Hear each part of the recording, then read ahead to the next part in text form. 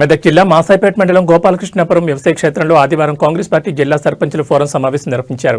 సమావేశానికి రాష్ట్ర అధ్యక్షులు ఆశాదీప్ రెడ్డి, నర్సాపూర్ నియోజకవర్గ ఇన్ఛార్జ్ ఆవుల రాజిరెడ్డి హాజరయ్యారు. ఈ సందర్భంగా మెదక్ జిల్లా సర్పంచుల ఫోరం అధ్యక్షుడిగా మనోహరాబాద్ మండలం కోనాయిపల్లి సర్పంచ్ మన్నే కళ్యాణ్ ఏకగ్రీవంగా ఎన్నుకున్నారు. వర్కింగ్ ప్రెసిడెంట్గా మాసాయిపేట సర్పంచ్ కృష్ణారెడ్డి, ఉపాధ్యక్షుడిగా సంధ్యా రామకృష్ణలను ఏకగ్రీవంగా ఎన్నుకున్నారు. ఈ సందర్భంగా వారు మాట్లాడుతూ గ్రామాల్లో నెలకొన్న సమస్యలను పరిష్కరించేందుకు కృషి చేస్తామని, రాష్ట్ర వ్యాప్తంగా సర్పంచుల సమస్యల పరిష్కారానికి కృషి చేస్తామని పేర్కొన్నారు. ఈ కార్యక్రమంలో సర్పంచుల ఫోరం వ్యవస్థాపక అధ్యక్షులు భూమన్ యాదవ్, రాష్ట్ర ఉపాధ్యక్షుడు చంద్రశేఖర్, లీగల్ అడ్వైజర్ వీరభద్రాచారి, గజ్వేల్ మాజీ ఎమ్మెల్యే నర్సారెడ్డి, నియోజకవర్గ ఇన్ఛార్జ్ ఆవుల రాజిరెడ్డి తదితరులు పాల్గొన్నారు.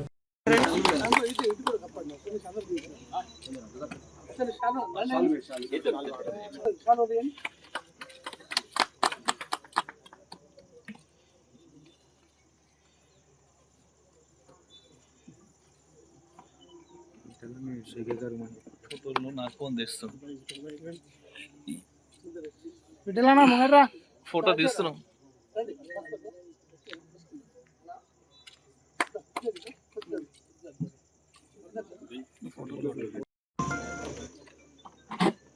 ఇంకా పోయమ్మా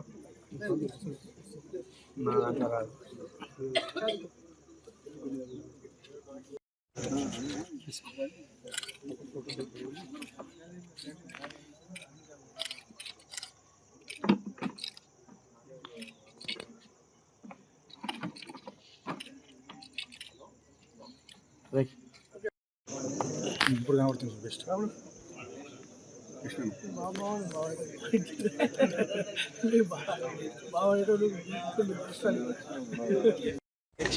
పదవులు చేసుకుంటూ వచ్చిన సర్పంచ్, మండల ప్రెసిడెంట్, బ్యాంక్ చైర్మన్, అంటే సర్పంచ్గా ఉన్నోళ్ళే అనుభవం వస్తుంది. మన ఊళ్ళలో ఏం సమస్యలు ఉంటాయి, ఏ విధంగా ఫేస్ చేయాలి, ఏ విధంగా మంచి పేరు తెచ్చుకోవాలి, అవన్నీ అనుభవం మీ అందరికీ చెప్తున్నా. మీరు ఎంత మంచి పని చేస్తే పేరు వస్తుంది. ఇక్కడ ఉన్నోళ్ళు కూడా అందరూ చిన్న పిల్లలు ఉన్నారు.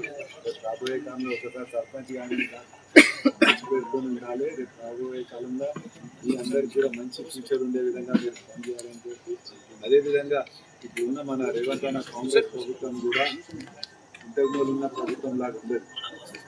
ఎందుకంటే రేవంత్ అన్న కూడా ఆయన లోకల్ బాడీస్ జడ్పీటీసీ కాడికి చేసుకుంటూ అంతా చూసుకుంటూ వచ్చింది. వేరే ముఖ్యమంత్రులు ఎక్కువ కాదు. అందుకోసం మీ అందరికీ కూడా రాబోయే కాలంలో మంచి ఫ్యూచర్ ఉంటుంది. కాంగ్రెస్ ప్రభుత్వం కూడా రాబోయే కాలంలో ఇంకా మంచి కార్యక్రమాలు తీసుకుంటుంది. మరి మనము ఆయన ఆశయాలకు అనుగుణంగా కాంగ్రెస్ పార్టీకి మంచి పేరు వచ్చే విధంగా మీరు పనిచేయాలి. అందులో భాగంగా ఇక్కడ మా సర్పంచ్లు చాలా మంది యువకులు చేసిరు. మీ అందరికి కూడా మీ సమస్య తీర్చే విధంగా, మన గ్రామాలు అభివృద్ధి చేసే విధంగా మీ అందరికీ ఎప్పుడు కూడా విన్నటువంటి మీరు కూడా ఆ విధంగా పనిచేయాలని డిస్ట్రిక్ట్ ఇన్ఛార్జ్ గారు రాజన్న గారికి, ఇప్పుడు మా తెలంగాణ రాష్ట్ర సర్పంచుల సంఘం వ్యవస్థాపక అధ్యక్షులు గారు భూమన్న గారికి, అదేవిధంగా ఇతర పెద్దలకు, సర్పంచులకు అందరికీ నా నమస్కారం. ఈరోజు ఒక 2.5 సంవత్సరాల తర్వాత ఒక లోకల్ అంటే ఒక గ్రామ స్థాయిలో ఒక ఎలక్షన్ జరగడం జరిగింది. పోయిన 2.5 సంవత్సరాల నుంచి గ్రామంలో ఎటువంటి డెవలప్మెంట్ లేకుండా, ఎటువంటి ఫండ్స్ ఏమున్నాయో ఎవరికి తెలియదు, ఏం జరిగింది, ఏడ అభివృద్ధి జరిగింది అనేది కూడా ఎవరికి తెలియకుండా ఈరోజు 2.5 సంవత్సరాల తర్వాత సడన్గా మనని ప్రజలందరూ ఒక ప్రేమతో ఎన్నుకోవడం జరిగింది. కాబట్టి ఈరోజు ప్రతి సర్పంచ్కి ఒక బరువు బాధ్యత అనేది 2 రెట్లు బరువు బాధ్యత అనేది పెరగడం. వాళ్ళకి ఈరోజు ఫండ్స్ కూడా మన సీఎం మన రేవంత్ అన్న గారు చిన్న గ్రామాలకి 5 లక్షల రూపాయలు, పెద్ద గ్రామాలకైతే 10 లక్షల రూపాయలు ఇస్తామని ఆల్రెడీ హామీ కూడా ఇచ్చిండు. అదేవిధంగా సెంట్రల్ గవర్నమెంట్ ఫండ్స్ కూడా త్వరలోనే, అంటే ఒక నెల లోపలనే, పోయిన 2 సంవత్సరాలవి కూడా వాళ్ళు రిలీజ్ చేయలేదు. ఆ 2 సంవత్సరాలది ప్లస్ ఇప్పటిది ఈ థర్డ్ ఇయర్ది, అంటే టోటల్గా 3 సంవత్సరాల పైసలు సెంట్రల్ గవర్నమెంట్ ఫండ్ కూడా ప్రతి గ్రామ పంచాయతీకి త్వరలోనే మనందరికీ అందడం జరుగుతుంది. కాబట్టి ప్రతి ఒక్క రూపాయి ఈరోజు మన గ్రామ పంచాయతీకి ఏవైతే వస్తున్నాయో అది మన పార్టీ ఈ పార్టీ ఆ పార్టీ అని కాకుండా, అంటే కాంగ్రెస్ వాళ్ళు మనం గెలిచినాము, కాంగ్రెస్ నుంచి గెలిచినాం, టీఆర్ఎస్ నుంచి గెలిచినాం, బీజేపీ నుంచి గెలిచినాం అని కాకుండా ఆ రూపాయి అనేది ప్రతి ఒక్క సామాన్యునికి మనకు ఆపోజిట్ గా నిలబడే క్యాండిడేట్ ఎవరైతే సర్పంచ్ గా మనకి ఎదురుగా ఆపోజిట్ గా అపోనెంట్ ఉండేనో ఆయన కూడా ఇందిరమ్మ ఇల్లు అడిగితే మీరు వాళ్ళకు కూడా ఇందిరమ్మ ఇల్లు రాసే విధంగా మనం పనిచేయాలి. వచ్చే ఎలక్షన్ కి ఆ క్యాండిడేట్ కూడా అరే నేను నిలవడను ఆయన మళ్ళీ ఆయనకే ఇస్తాను నేను, ఎందుకంటే ఆయన అట్లా పనిచేసిండు అనే రకంగా మనం పనిచేస్తే ఇంకా వాళ్ళకి అన్నట్టు ఒక ఛాన్స్ ఇవ్వకుండా పోతుంది. ఒక్కసారి సర్పంచ్ ఎన్నిక అయినాక పార్టీ అనేది మనం మర్చిపోయి గ్రామంలో ప్రతి ఒక్కరికి సరి సమానంగా చూడాలి. అప్పుడు మనకు తప్పకుండా మనకి ఎలక్షన్లు ఎవరైతే సాయం చేసిరో వాళ్ళని మనం దగ్గరగా పెట్టుకుంటాం, వాళ్ళకి ఒక వంతు ఎక్కువనే సాయం చేస్తాం, అది తప్పు కాదు. కానీ అవతల పార్టీ వాళ్ళని మాత్రం వాళ్ళకు కూడా ఎలాంటి ఇబ్బందులు రాకుండా చూసుకోవడమే ఈరోజు మన సర్పంచులకున్న ముఖ్య అవసరం.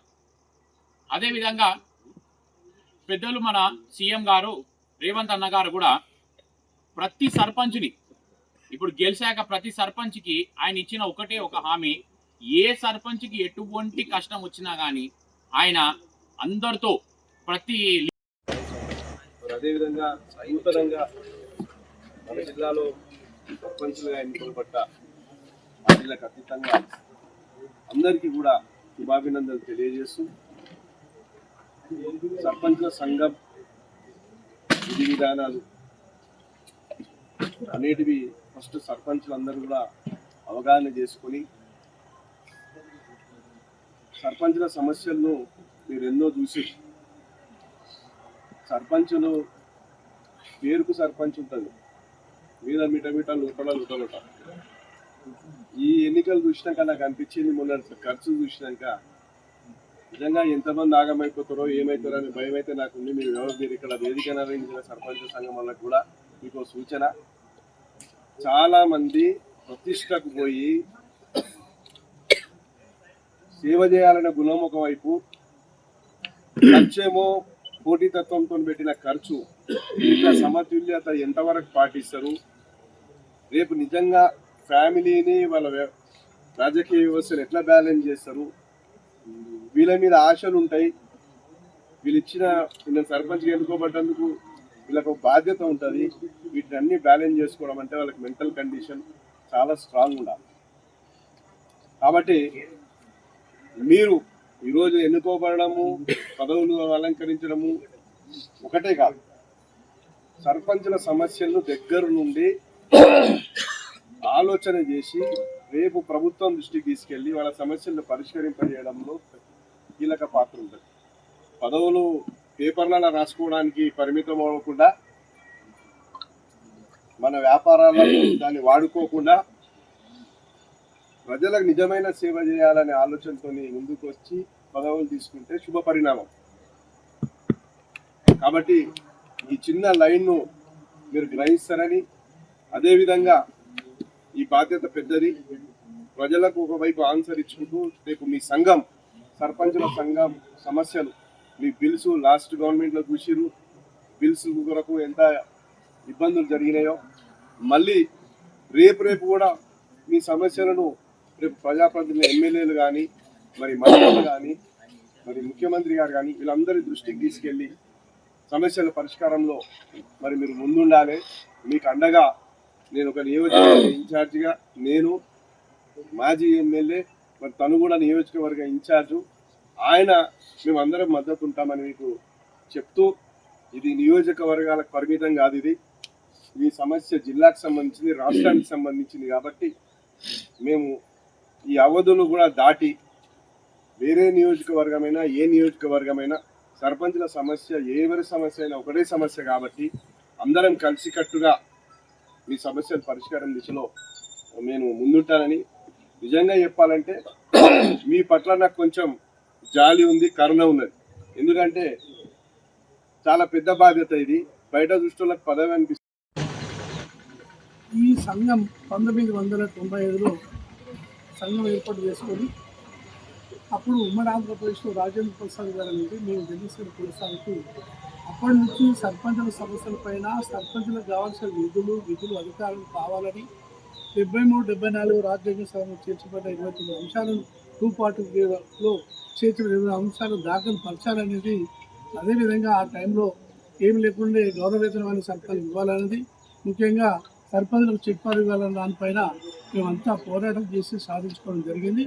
ఆ 95 నుంచి దాదాపు 30 సంవత్సరాలు నడుస్తున్న సందర్భంలో ప్రతిసారి కూడా ఈ యొక్క సంఘాన్ని పార్టీలకు అతీతంగా కులాలకు అతీతంగా ఏర్పడడం జరిగింది. మొదటి నుంచి కూడా ఏ పార్టీ అయినా అన్ని పార్టీలు, కాంగ్రెస్ పార్టీ, తెలుగుదేశం ఉన్నా, సిపిఐ ఉన్నా, బీజేపీ ఉన్నా, టీఆర్ఎస్ కలిపే సంఘం కులాలకు అతీతంగా కులాల ప్రాతినిధ్యం తీసుకొని మేము సంఘం ఏర్పాటు చేసుకుంటూ 30 సంవత్సరాల నుంచి పోరాటం జరుగుతుంది. మరి గతంలో కూడా 2018లో చాలా ప్రాబ్లం ఉండే. జాయింట్ చెక్పర్ ఉప సర్పంచ్ పెట్టినప్పుడు మేము ఫైట్ చేసినప్పుడు జడ్చర్లో 6,000 మందితో మీటింగ్ పెట్టినప్పుడు తెల్లారి సీఎం కేసీఆర్ గారు పిలిచి మీటింగ్ పెట్టి మీ యొక్క చెక్ పవర్ తీసేస్తాం, ఉప సర్పంచ్ని ప్రభుత్వ ఉద్యోగులను పెట్టాలని చెప్పేసి మేము డిమాండ్ చేయడం జరిగింది.